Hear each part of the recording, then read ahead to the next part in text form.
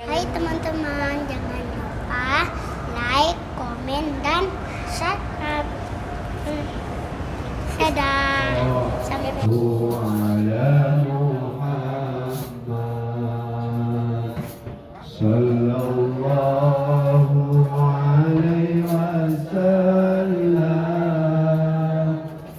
Sallallahu ala Muhammad. Sallallahu alaihi wasallam. Sekali lagi biar berkah. Assalamualaikum warahmatullahi wabarakatuh. Bapak-bapak, ibu-ibu, para tamu Allah, gimana kabarnya? Sehat semua Bapak Ibu? Alhamdulillah. Sehat lahir batin? Alhamdulillah. Sehat dompetnya? Alhamdulillah. Mudah-mudahan mendapatkan umroh yang mabrur. Besok kita kemana? Ke Mekah insya Allah. Alhamdulillah, ini semua karena nikmat Allah, karena karunia dari Allah Subhanahu wa Ta'ala. Bapak-bapak, ibu-ibu, beberapa hari yang lalu masih ada di tanah air, masih membayangkan bagaimana nikmatnya ibadah di tanah suci, masih membayangkan bagaimana ketika bertamu menjadi tamu Rasulullah, ziarah ke makam Nabi Sallallahu Alaihi Wasallam, dan alhamdulillah impian dan harapan Bapak Ibu sudah diizinkan oleh Allah Subhanahu wa Ta'ala, diwujudkan oleh Allah Subhanahu wa Ta'ala. Ini harus kita syukuri Bapak Ibu. Mari kita sadari dan kita pahami bahwa Bapak Ibu bisa datang ke tempat ini bukan karena banyak uang, bukan karena sehatnya, bukan karena kuatnya, bukan karena kedudukannya, bukan karena jabatannya, atau bukan karena apapun. Bapak Ibu bisa hadir di tanah suci adalah semata-mata karena izin Allah Subhanahu wa Ta'ala. Maka kalau kita menyadari hati kita di tanah suci ini akan selalu bahagia dan bersyukur apapun kondisinya, karena kita tahu sendiri Bapak Ibu, di tanah suci ini berbeda, cuacanya berbeda, lingkungannya berbeda, kegiatannya berbeda. Maka kalau terjadi hal-hal yang mungkin Bapak Ibu agak kaget di tanah suci ini, ketika hati kita sudah dipenuhi dengan rasa syukur kepada Allah, tidak ada lagi celah untuk mengeluh, tidak ada lagi celah untuk bersedih, tidak ada lagi celah untuk kecewa. Karena kalau Bapak Ibu ingat, banyak saudara-saudara kita, teman-teman kita, tetangga-tetangga kita, siapapun mereka yang ada di tanah air, mereka pengen bisa ke tanah suci, belum kesampaian Bapak Ibu. Mereka pengen hadir di tanah suci, Allah belum izinkan. Maka bapak-bapak, ibu-ibu yang sudah bisa datang ke tanah suci ini, ayo tumbuhkan rasa syukur. Tumbuhkan rasa syukur, tumbuhkan rasa syukur. Alhamdulillah, alhamdulillah, alhamdulillahirabbil alamin. Dan bapak-bapak, ibu-ibu, berpikirlah bahwa jangan-jangan ini umrahku yang terakhir, jangan-jangan gak ada kesempatan lagi, sehingga sekali kesempatan ini betul-betul dimanfaatkan yang sebaik-baiknya. Kalaupun ada yang tidak enak, ada ujian-ujian kecil, wajarlah ya, namanya pahalanya besar, namanya juga rahmat Allah besar. Jadi kalau ada sedikit ujian-ujian, cobaan-cobaan, ya udah dinikmati. Alhamdulillah ya Allah, masih mending saya ini nyampe ke tanah suci daripada yang di tanah air belum bisa ke sini. Maka rasa bahagia bapak-bapak, ibu-ibu akan tumbuh dengan rasa syukur tersebut. Dan insya Allah dengan modal rasa syukur itu, Bapak Ibu akan mudah untuk meraih umroh yang mabrur. Insya Allah besok pagi kita akan berangkat ke kota Mekah, melaksanakan dari inti ibadah umroh. Diawali dengan niat yang diucapkan nanti pada saat kita sudah ada di tempat mikot, dengan kondisi sudah berpakaian ihram dan sudah mandi ihram. Jadi Bapak Ibu, besok kita akan mulai mandi ihram, kemudian berganti pakaian ihram, kemudian kita akan meninggalkan hotel. Kapan waktunya dan nanti akan dijelaskan teknis oleh Ustadz Mahdi. Saya hanya sedikit mengulang manasiknya Bapak Ibu. Saya yakin bapak-bapak, ibu-ibu di tanah air sudah mendapatkan manasik. Namun di sini kita review lagi secara singkat dengan waktu yang singkat ini. Semoga menambah ingatan kita tentang tata cara ibadah umroh. Karena boleh jadi Bapak Ibu yang ada di sini seumur-umur baru sekali melaksanakan ibadah umroh, betul? Nama itu dicukur, saya nggak perlu jelaskan secara detail ya. Nah, kemudian Bapak Ibu mandi ihram, boleh pakai sabun, boleh pakai sampo. Setelah itu Bapak Ibu berganti pakaian ihram. Setelah berganti pakaian ihram sudah rapi, maka kita akan meninggalkan hotel menuju ke tempat mikot. Ada yang masih ingat apa tempat mikotnya? Bir Ali atau Abyar Ali. Sampai di Abyar Ali, Bapak Ibu melaksanakan sholat 2 rakaat. Niatnya boleh tahiyatul masjid, boleh sholat sunnah mutlak, boleh sunnah qabla ihram juga gak dilarang. Yang penting sholat 2 rakaat. Jadi Bapak Ibu nanti turun dari bis setelah di Bir Ali. Kurang lebih Bir Ali itu jaraknya dari hotel ini 15 kilo. Sampai di Bir Ali, Bapak Ibu turun, sholat 2 rakaat. Setelah sholat 2 rakaat kembali ke dalam bis. Nanti di dalam bis akan dipandu untuk melafadzkan niat umroh. Contohnya seperti ini, ayo diikuti. Bismillahirrahmanirrahim. Labbaik Allahumma umratan. Bismillahirrahmanirrahim. Labbaik Allahumma umratan. Nah, ini contoh ya. Jadi nanti praktiknya sekali aja cukup. Boleh diulang pakai bahasa Indonesia. Bismillahirrahmanirrahim. Ya Allah, kami penuhi panggilan-Mu untuk berumrah. Nah, kemudian bisnya mulai berjalan. Sepanjang perjalanan Bapak Ibu membaca talbiyah. Labbaik Allahumma labbaik. Ayo. Labbaik la syarika laka labbaik.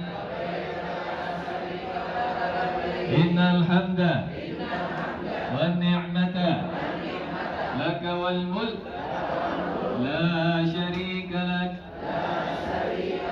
Labbaik Allahumma labbaik. Sebelah kanan. Labbaik la syarika laka labbaik. Innal hamda wan ni'mata laka wal mulk la syarika lak. Pak Ustadz yang bimbing sudah berhenti, mungkin capek ya. Tapi Bapak Ibu masih kuat, silahkan dilanjutkan talbiyah masing-masing. Silakan talbiyah masing-masing. Kalau nggak hafal baca di buku doa itu ada kalimat talbiyah. Bagaimana Pak? Saya sedang talbiyah kok tiba-tiba ngantuk. Ya tidur, nggak apa-apa. Nanti bangun talbiyah lagi. Mau makan, minum silakan talbiyah lagi. Setelah itu kalau masih kuat atau mau digunakan untuk istirahat sepanjang perjalanan, bapak-bapak tidak boleh lagi pakai peci. Semua peci, topi yang nempel di kepala dibuka. Bapak-bapak tidak boleh pakai kaos kaki, nggak boleh pakai sepatu, tumitnya harus kelihatan, mata kakinya harus kelihatan. Alias pakai sandal. Bapak-bapak tidak boleh lagi memakai pakaian apapun kecuali 2 lembar kain ihram. Kalau aksesoris boleh, jam tangan, kacamata, cincin, pakai kalung, buku doa, pakai ihsan tidak masalah, itu aksesoris. Nenteng tas juga tidak masalah, walau tasnya ada jahitan tidak masalah. Karena yang dimaksud jahitan itu adalah bentuk pakaian.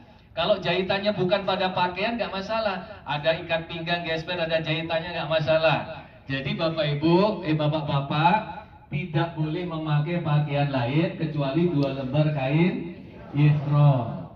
Kemudian ibu-ibu tidak boleh menutup wajah dengan cadar, ibu ya. Jadi wajahnya tetap dibuka. Kalau masker boleh, itu tidak dikategorikan sebagai cadar karena memang mungkin untuk proteksi diri, keadaannya udah mulai batuk pilek, nah perlu pakai masker nggak masalah. Tapi nggak boleh pakai cadar. Kemudian ibu-ibu nggak boleh menutup semua telapak tangannya. Jadi yang dibolehkan sarung tangan sholat yang telapak tangannya kelihatan, nggak boleh yang full menutup semua telapak tangan. Kemudian larangan untuk semua bapak-bapak maupun ibu-ibu ya, tidak boleh lagi pakai minyak wangi, sentuh-sentuh minyak wangi sudah dilarang, nggak boleh lagi. Tapi kalau obat boleh, misalkan nenek-nenek, maaf ya, yang sering nenek-nenek atau kakek-kakek suka ngantongin balsem minyak angin PPO, minyak kayu putih, biasanya suka dioser-oser ke perut atau ke leher, itu tidak masalah ya, itu bukan minyak wangi, tapi itu obat. Kemudian bapak-bapak, ibu-ibu ya semua, tidak boleh lagi motong-motong kuku, motong rambut, rontok rambut dijaga. Kemudian apalagi larangannya, Bapak Ibu tidak boleh berkata-kata kotor, mencaci maki, mengumpat, kemudian mengeluarkan kata-kata yang membangkitkan syahwat atau gairah, atau mungkin bertindak sesuatu yang membangkitkan syahwat, tidak boleh. Bahasa Al-Qur'annya disebut dengan rofas. Jadi nggak boleh rofas. Maaf ya, yang suka pikiran-pikirannya kotor, suka ngeres-ngeres ya. Nah, apa contohnya misalnya suami istri lah misalnya ya, suami istri kan halal. Tapi keduanya setelah keduanya berpakaian ihram, lalu jalan bergandengan tangan mesra. Tiba-tiba ketika sedang bergandengan tangan begini kok ada gairah dari masing-masing pasangan, maka lepaskan. Nggak boleh itu. Walaupun suami istri. Apalagi dengan orang lain yang bukan suami istri. Namanya di dalam bis mungkin bapak-bapak, ibu-ibu pengennya duduk jejer suami istri kan? Tapi kalau tiba-tiba bapak ketika duduk dengan istrinya loh, kok ada gairah? Ya udah, bapak pindah. Ngomong baik-baik, bu pindah ya. Kenapa sih pak? Nyetrum. Nah, udah pindah. Bapak mau pindah kemana? Aku mau duduk sama laki-laki saja. Habis duduk aku nyetrum ya. Duduklah bapak dengan laki-laki. Setelah bapak duduk dengan laki-laki, loh kok nyetrum juga? Nah, ini harus segera ke dokter. Ya, pasti ada kelainan gitu ya. Kemudian maaf, ada yang berpikir, oh aman gue ya. Berangkat laki doang, istri gak ikut. Belum tentu aman. Lagi talbiyah capek istirahat buka handphone, tiba-tiba istrinya di Indonesia WA. Ayang lagi apa? Aku kangen pengen dipeluk misalnya ya. Pas baca WA itu kok nyetrum, udah. Jangan macem-macem ya, lagi ikrom. Jangan WA yang macem-macem. Nanti kalau selesai baru boleh. Nah, itu contohnya. Ibu-ibu misalnya, maaf. Tadi dengar cerita apa penjelasan Pak Ustadz, katanya bapak-bapak pakai kain ihram itu nggak boleh pakai apa-apa, bahkan nggak boleh pakai celana dalam. Terus ibu-ibu malah bilang, ini bapak-bapak satu bis semua nggak boleh pakai celana dalam. Nah, nggak boleh bapak ibu, pikirannya mulai stop ya, tundukkan mata, nggak usah bayangin yang macam-macam. Malah ada ibu-ibu, maaf, ini kisah nyata, ibu-ibu curhat sama ibu-ibu, ngomong, lihat bu, tuh, kan pakai kain ihram kan, waktu tawaf bahu kanannya dibuka, tuh lihat tuh, masya Allah si bapak dadanya lebar banget, enak kali ya kalau tidur di dadanya, aduh ini kan, padahal tuh suami sendiri aja nggak boleh, namanya rofas, ya oleh karena itu bapak ibu dijaga. Pikirannya dijaga, hatinya dijaga, ditundukkan, jangan sampai ada pikiran-pikiran yang membangkitkan syahwat. Kemudian tidak boleh berhubungan suami istri. Maaf, ketika nanti sampai di Mekah, kan kita nggak langsung ke Masjidil Haram. Makan malam dulu, ke hotel dulu, ambil air wudhu, nah pas di kamar nih yang suami istri sekamar berdua, hati-hati. Jangan gunakan kesempatan dalam kesempitan. Nggak boleh hubungan suami istri ketika sedang berpakaian ihram. Nanti kalau udah tahallul silahkan. Kemudian apalagi larangannya? Dilarang jidal. Apa jidal itu? Bertengkar, adu mulut. Apalagi adu fisik, adu mulut aja nggak boleh. Nggak boleh berantem, berdebat, eyel-eyelan. Nah, ini nggak boleh. Kalau yel boleh. Assalamualaikum, Allahu Akbar. Nah, itu tapi di tempat tertentu. Jangan di Masjidil Haram ya. Eyel-eyelan nggak boleh. Adu mulut, nah ini dihindari. Karena itu hal-hal yang termasuk jidal. Kemudian nggak boleh berbuat maksiat dalam bentuk apapun. Dalam bahasa Quran dinamakan fusuk. Kalau dirangkai wala rofasa, wala fusuko, wala jidala. Nah ini kita hindari Bapak Ibu ya. Itu inti dari larangan-larangannya. Karena waktunya terbatas. Kalau pendalaman nanti boleh diskusi setelah selesai acara ini. Selanjutnya singkat cerita Bapak Ibu, tibalah kita di kota Mekah. Nanti Bapak Ibu setelah tiba di Mekah ke hotel dulu ya, makan malam, kemudian masuk kamar, silakan masuk kamarnya masing-masing. Untuk apa Bu? Untuk ambil air wudhu, betul. Ada yang jawab istirahat, enggak. Ambil air wudhu ya, bukan tidur. Ambil air wudhu. Makanya tadi di sepanjang perjalanan ada yang kata batal wudhu, enggak masalah. Jadi Bapak Ibu ambil air wudhu lagi, kemudian setelah itu rapi, lalu kita kumpul di lobi. Jangan lupa Bapak Ibu, kita mau tawaf, itu tentengan-tentengan yang isinya nggak manfaat untuk tawaf tinggal aja di kamar. Ya Bapak Ibu, tawaf itu tas tentengnya nanti buat naruh sendal, kemudian diisi handphone, buku doa, apalagi ya saku dikit aja. Uang Bapak Ibu yang masih 30 juta itu ya. Nah, itu simpan di kamar saja. Karena apa Bapak Ibu? Jangan sampai tawaf ada yang kehilangan. Karena sering kejadian tawaf muter-muter nggak terasa, tahu-tahu dompetnya hilang, duitnya ada yang ambil. Wallahu alam, itu sering kejadian seperti itu. Makanya supaya enteng, ringan, itu tasnya dikosongin dari barang-barang yang nggak perlu. Kemudian berangkat sama-sama masuk Masjidil Haram, kita akan melaksanakan tawaf. Jadi itu dari hotel, dari kamar ke Masjidil Haram masih disunahkan talbiyah. Jadi jalan dari kamar ya, dari lobi hotel menuju ke masjid itu masih disunahkan talbiyah. Sampai lihat Ka'bah baru berhenti talbiyahnya. Seringkali yang saya perhatikan dari kamar hotel menuju ke Masjidil Haram ngobrol. Apalagi turun dari lifting lantai 0, masuk mall. Karena hotelnya di Pullman, ada yang di Movenpick, ada yang di Marwah Rontana, lewat mall, nggak talbiyah.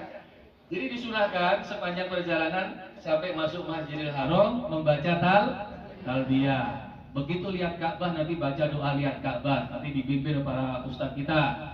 Kemudian mulai tawaf, dimulai dari sudut apa? Sudut Ka'bah, sudut apa? Hajar Aswad. Tandanya sebelah kanan ada lampu hijau, sebelah kanan sudah lurus kita dengan lampu hijau, tengok kiri berarti sudah lurus dengan Hajar Aswad. Angkat tangan kanannya sambil baca takbir, Allahu Akbar boleh, atau Bismillahi Allahu Akbar. Diturunkan langsung tangannya boleh, dikecup dulu juga boleh, Bismillahi Allahu Akbar boleh juga. Kemudian setelah itu mulai berputar. Nah ini ya, kadang-kadang barisan kita nanti kan nggak sama Bapak Ibu, nggak sejajar gitu ya. Ada yang di depan, ada yang di belakang. Jadi satu bis itu kan jadi satu nanti. Bapak-bapak yang di depan, Pak Ustadz yang di depan sudah lurus dengan Hajar Aswad, angkat tangan, Bismillahi Allahu Akbar. Maka Bapak Ibu yang di barisannya belakang nggak usah ikut angkat tangan, karena belum lurus. Jadi masing-masing kalau sudah lurus baru ngangkat tangan. Nah setelah itu doanya nanti bisa bareng-bareng lagi. 1 putaran, 2 putaran, 3 putaran, sampai berapa putaran? 7 putaran. Setelah 7 putaran, kemudian Bapak Ibu sholat 2 rakaat di belakang Maqam Ibrahim atau di sekitar belakang Maqam Ibrahim. Karena mungkin belakang Maqam Ibrahim penuh, boleh geser agak ke sana. Dan bapak-bapak ibu-ibu akan ditunjukkan nanti tempatnya untuk melaksanakan sholat sunnah tawaf 2 rakaat. Sepanjang 7 putaran apa yang dibaca? Tawaf 7 putaran apa yang dibaca? Iya, zikir. Apa zikirnya? Subhanallah walhamdulillah wala ilaha illallah wallahu akbar wala haula wala quwata illa billahil aliyyil adzim. Subhanallah, diulang-ulang dari Hajar Aswad sampai Rukun Yamani. Rukun Yamani ke Hajar Aswad baca Rabbana atina fid dunya hasanah wa fil akhirati hasanah wa qina adzabannar. Mau baca yang lain boleh, Pak. Aku mau baca yang di buku doa dari Arminarika. Silahkan. Di situ ada doa-doa tawaf. Setiap putaran bacaannya beda. Monggo.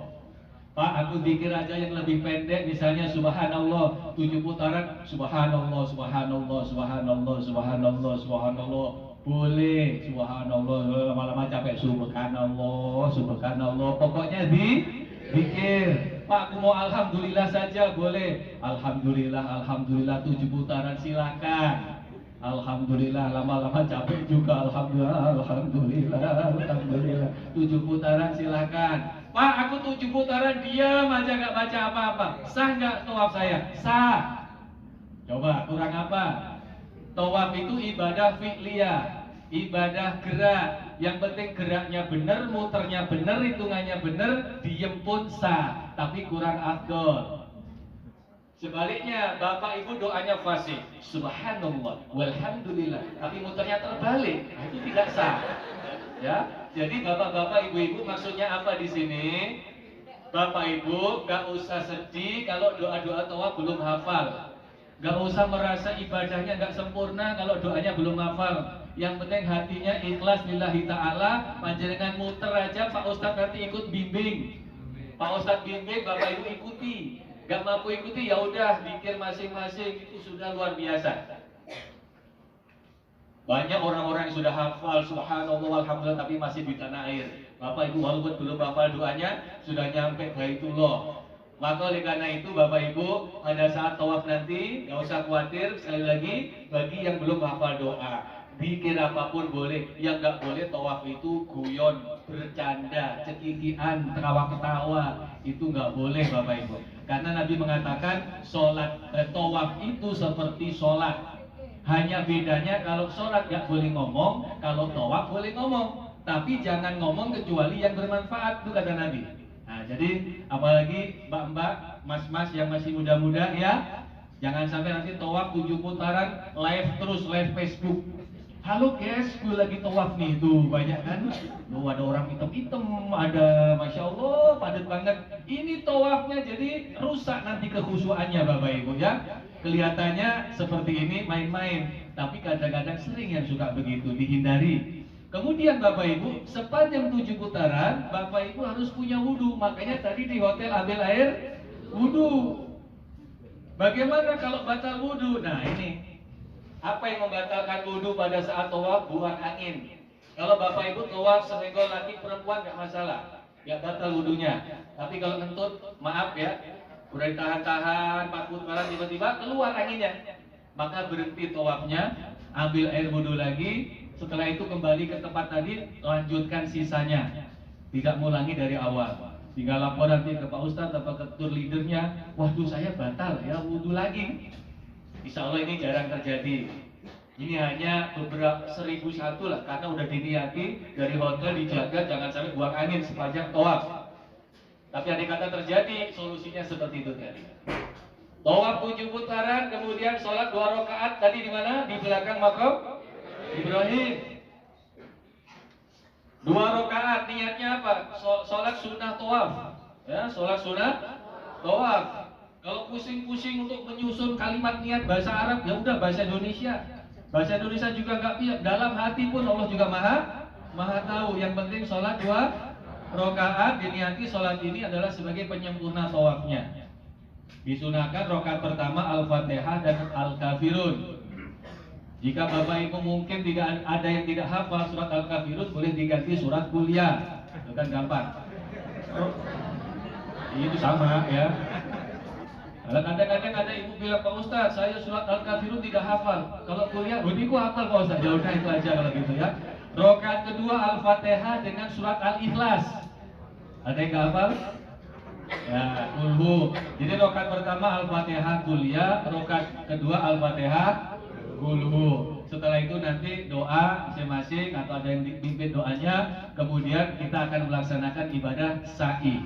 Sebelum sa'i disunahkan minum air Zam-zam. Jadi Bapak Ibu nanti dibawa ke tempat minum air Zam-zam, ambil airnya, jangan lupa tata krama minum air Zam-zam. Pertama menghadap kiblat. Kedua jangan sekali tegak habis glok. Sekali teguk tarik nafas, sekali teguk tarik nafas. Sebelum minum jangan lupa berdoa. Doa minum air Zam-zam. Apa lama tidak? Coba. Bapak-bapak, ibu-ibu ada yang tahu nggak apa khasiat air Zam-zam? Khasiat air Zam-zam tergantung doa kita. Itu kata Nabi, ma'u Zam-zam 5 syuribalahu. Air Zam-zam khasiatnya tergantung doa kita. Barang siapa yang ingin kekuatan, minta kekuatan, Allah kasih kekuatan. Minta sehat, Allah kasih sehat. Minta diberikan hilang haus dan dahakanya, Allah hilangkan itu. Minta apapun, kalau dikiaskan doa apapun dengan media air Zam-zam, maka insya Allah akan dikabulkan oleh Allah Subhanahu wa Ta'ala. Maka kalau Bapak Ibu Arabnya nggak hafal, boleh bahasa Indonesia. Ya Allah, ya Rahman, ya Rahim, aku mohon kepadamu ilmu yang bermanfaat, rezeki yang luas, dan ini jadi obat untuk segala penyakit saya. Kalau Arabnya, Allahumma inni as'aluka ilman nafi'an wa rizqan wasi'an wa syifaan min kulli da'in. Ada juga da'in wa saqamin bi rahmatika ya arhamar rahimin. Tapi sayang kalau cuma doa itu, mumpung ada air Zam-Zam, tambahkan doa-doa pribadi yang lain sesuai hajat Bapak Ibu, boleh. Misalnya sakitnya Bapak Ibu bukan hanya satu macam disebut satu persatu, boleh juga. Ya Allah ya Rahman ya Rahim, dengan wasilah air Zam-Zam berikan rezeki yang luas, ilmu yang bermanfaat dan obat untuk segala penyakit ya Allah. Sembuhkan semua penyakit saya ya Allah. Pegal linu encok rematik, mata berkunang-kunang, perut mual-mual, kolesterol, darah tinggi, asam urat, panu, kadas, kurang, bikin cepat-cepat. Bismillah. Insya Allah sembuh ya. Karena apa? Yakin dengan barokahnya air Zam-Zam. Setelah minum kok masih kurang puas, minum lagi, tidak apa-apa, mumpung airnya berlimpah. Masih belum puas lagi, ambil airnya buat cuci muka juga boleh. Nek bahasa Bapak Ibu yang dari Banjarnegara atau dari Jawa, raum pakai air Zam-Zam, silakan guyur kepalanya, guyur kakinya di sana, silakan, mumpung berlimpah. Nanti kalau sudah sampai rumah nggak mungkin cuci muka dengan air Zam-Zam. Ada tamu aja disuguhi pakai gelas kecil-kecil. Tamunya makin banyak, takut habis, diganti pakai tutup botol aqua. Maaf ya, ini mahal loh ya. Maka nanti Bapak Ibu di Mekah berlimpah airnya, silahkan manfaatkan barokahnya air Zam-Zam. Setelah itu kita sama-sama ke tempat sa'i. Sa'i adalah jalan dari Bukit Sofa ke Bukit Marwah. Berapa kali perjalanan? 7 kali. Jadi cara ngitungnya, ini mulainya dari Sofa ya. Sofa Marwah 1, Marwah Sofa 2, 3, 4, 5, 6, 7, selesainya di Marwah. Kalau Bapak Ibu merasa aku sudah 7 kok, nggak kok ketemunya Bukit Sofa, keliru berarti. Tambah aja 1. Jadi 7 itu pasti selesainya di Marwah. Sepanjang sa'i sudah tidak harus punya wudu. Jadi boleh sepanjang sa'i mungkin ada yang buang angin 1 kali, 2 kali, 10 kali, nggak masalah. Karena apa? Itu sudah tidak diwajibkan punya wudu. Kemudian apa doa-doanya waktu sa'i Bapak Ibu? Bebas. Mau baca buku boleh, mau zikir sendiri boleh, mengikuti Pak Ustadz juga boleh, mau diem saja juga sah. Yang penting jangan ketawa-ketawa, jangan bercanda, nikmati hayati kekhusyuan ibadah sa'i. Mau istirahat juga bisa. Jadi kalau tawaf 7 putaran nggak bisa istirahat, ditabrak orang. Tapi kalau sa'i bisa, minggir, minum air Zam-Zam dulu, istirahat. Karena sepanjang sa'i di situ disiapkan banyak air Zam-Zam. Yang nggak boleh itu Bapak Ibu nggak kuat sa'i terus pulang ke hotel. Baru dapat 5, aduh aku nggak kuat, nggak bisa jalan terus balik ke hotel. Itu nggak boleh. Walau nggak kuat, nggak bisa jalan kayak apapun harus selesai 7. Misalnya nggak kuat benar ya disewakan kursi roda. Dadakan cari di situ karena nggak kuatnya udah di tengah jalan. Nah bagi bapak-bapak, ibu-ibu, nih ngomong inget ya. Kalau memang diperkirakan Bapak Ibu besok tawaf sa'i itu harus pakai kursi roda, daftar dari sekarang kepada para ustadz kita di bis masing-masing. Nanti dicarikan, disewakan. Setelah itu nanti di hotel di Mekah, Bapak Ibu akan dijemput di kamar sama yang dorong ini. Udah kenal semua dengan kita, Arnarika. Bapak Ibu aman dijemput di kamar, diajak muter tawaf dan sa'i, terus dikembalikan ke kamar lagi. Jadi jangan mendadak ya, sudah sampai sana baru minta dicarikan kursi roda. Repot nanti ya. Dari selesai acara ini nanti daftar siapa yang mau pesan kursi roda. Setelah 7 kali perjalanan Bapak Ibu, jadi sepanjang perjalanan Sofa Marwah itu nanti Bapak Ibu akan melewati lampu hijau. Pada saat melewati lampu hijau ini, Bapak lari kicik, ngincik ya. Ini khusus laki-laki, ibu-ibu tetap jalan biasa. Apa nggak ketinggalan ibu? Nggak. Karena apa? Kecepatannya sama. Ibu langkahnya utuh, bapak langkahnya separuh. Ayo, nanti kecepatannya sama. Jangan lari Pak, itu bukan arena lomba lari. Nanti kalau Bapak lihat ada orang-orang dari luar itu pada lari, nggak usah ikut-ikutan. Robbi fir warham dinikmati. Nah, setelah lampu hijau habis, jalan biasa lagi. Akhirnya setelah 7 berakhir di mana? Di Marwah. Bapak-bapak, ibu-ibu melaksanakan tahallul. Tahallul. Apa arti tahallul? Apa arti tahallul? Menggunting? Salah. Arti tahallul itu menghalalkan, menjadikan halal. Tadi apa yang haram, dilarang ya, itu dibuat halal, boleh. selesai sudah ditandai dengan menggunting rambut. Ya, nanti Bapak Ibu yang hari ini di kamarnya ada gunting kecil mungkin bawa dari Indonesia, nah ya boleh dimasukkan tas tenteng, nggak dilarang karena kita dari sini ke Mekah nggak naik pesawat ya, jadi boleh masukkan tas tenteng. Nanti pada saat tawaf dibawa sehingga nanti waktu tahallul cepet. Boleh saling gunting menggunting, nggak ada doa khusus sih ya. Boleh digunting Bismillah boleh atau Bismillah Allahu Akbar silahkan. Ibu-ibu guntingnya minimal 3 helai ya Bu ya, minimal 3 helai seujung ruas jari. Dan ibu-ibu nggak boleh dibuka kerudungnya, terutama mbah ya, maaf Mbah, kadang-kadang tahallul kerudungnya dibuka begini, nah nggak boleh. Jadi keluarkan rambutnya dari kanan atau kiri atau dari bawah. Nah bapak-bapak guntingnya nggak ada batas ya Pak ya, yang penting ada yang digunting. Kalau bapak afdolnya digundul, dibotakin. Tapi kan kita nanti masih ada umroh kedua kan, maka bapak ibu kalau bapak-bapak kalau mau botak nanti saja pada saat setelah umroh kedua. Kalau umroh pertama nanti sudah botak bersih, licin, umroh kedua tahallulnya gimana? Nah paling cuma isyarat doang, guntingnya ditempelkan ke kepalanya, nggak ada rambut yang digunting ya. Nah itulah Bapak Ibu, setelah selesai tahallul maka tuntas sudah rangkaian rukun-rukun umroh kita. Jadi setelah tahallul Bapak Ibu silakan nanti kembali ke hotel masing-masing atau mau melanjutkan di Masjidil Haram sampai subuh silakan. Itu sudah acara bebas ibadah pribadi. Nah Bapak-bapak Ibu-ibu jangan lupa pesan saya, dijaga kerukunan dan kekompakannya. Jangan jalan masing-masing. Karena kondisi sekarang ramai sekali. Kalau sudah diatur barisannya, ya udah, Bapak Ibu ikut di barisan itu. Kecuali memang Bapak Ibu mau memisahkan diri karena mungkin sudah pernah umroh berapa kali. Pak Ustadz, saya mau umroh sendiri sekeluarga berempat misalnya. Silahkan, tapi ada izin. Jangan sampai udah nyampe di Masjidil Haram terus pisah sendiri. Nah, makanya dijaga, kita saling memperhatikan, saling asik, asa-asuh, saling tolong-menolong, terutama yang sepuh-sepuh, didampingi, digandeng. Kalau kelihatan ada jamaah mereka kok lingat-lingut sendiri, gak usah nunggu itu bis berapa, itu rombongan siapa, langsung disamperin, Bu, di mana hotelnya, mana rombongannya, kita tolong, kita bantu. Dengan demikian, insya Allah mudah-mudahan Bapak Ibu semuanya diberikan kelancaran dan kemudahan oleh Allah Subhanahu Wa Taala. Salah satu lagi ibadah yang bisa kita lakukan Bapak Ibu, mumpung kita ada di tanah suci ini, mumpung kita ada di tanah haram, bapak-bapak, ibu-ibu pasti ada yang teringat kedua orang tuanya. Betul apa betul?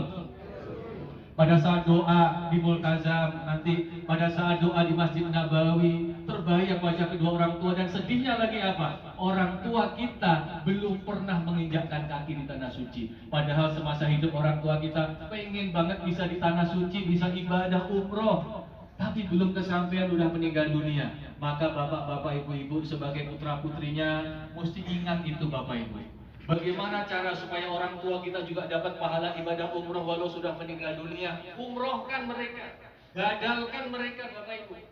Jangan hanya mementingkan diri sendiri. Orang tua kita yang membesarkan kita, yang mendidik kita, yang mengajarkan kita, yang dulu mungkin orang tua kita ketika masih hidup pernah ngomong kepada kita, nah Bapak pengen ke Mekah, Ibu pengen ke Mekah.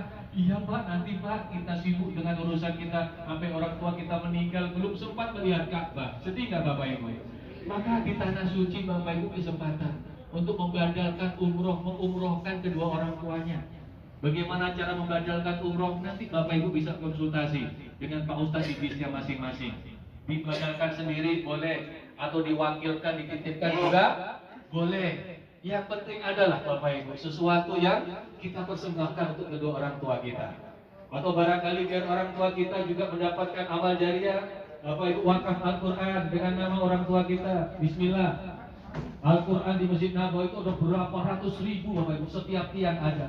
Itu kalau sudah lama, sudah pudar sampulnya akan diganti, akan disisihkan, dikirim ke masjid-masjid di daerah-daerah di seluruh dunia ini.